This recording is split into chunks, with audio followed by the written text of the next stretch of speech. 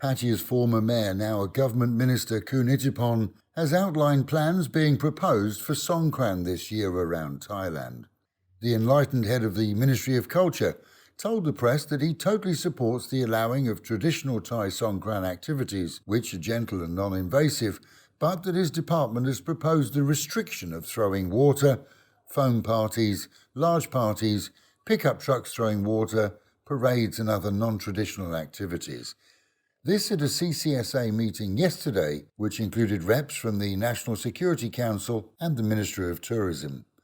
It's long been expected that the modern fad of mass water hysteria would be banned due to social distancing issues, but as Khun Ittipon outlined yesterday, the best way forward is offering alms to monks, paying respects to elders, praying at home, and all the traditions that go back hundreds of years, including the cleaning of the family home en masse.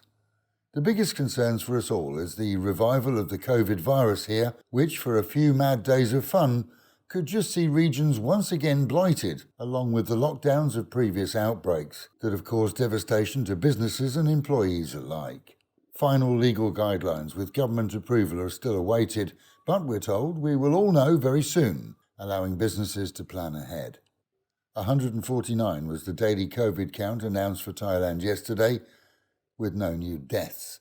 This on the same day that the Prime Minister finally did get his shot, along with many of his cabinet ministers, all with the Astrazeneca vaccine, and on camera too, encouraging everybody to follow in their steps, as we may just see a relaxing of travel restrictions to this country once the majority of people have had their vaccinations too. A 30-minute standard after-shot observation period was carried out to make sure there were no side effects, during which the Prime Minister told reporters that the private sector can procure vaccinations that have been approved by the FDA. That's private hospitals and clinics. At least 255 foreign nationals who'd acquired Thai ID cards illegally in the Chiang Rai province are all under investigation following the discovery that they'd been issued by a so far unnamed person in the Provincial Administration Department there. Mostly of Chinese origin, the fakers used their IDs to open businesses of the type that foreigners normally can't operate. And at least one chap took on a new identity after being bankrupted in China, his homeland. Meanwhile at home and in Pattaya, an accident between a car and a motorbike isn't normally news on this service, but a 10 o'clock in the morning collision in Nong Pru saw a bike race out of a side road and hit by an oncoming car. The biker, despite injuries, fled, grabbing his backpack as he did so.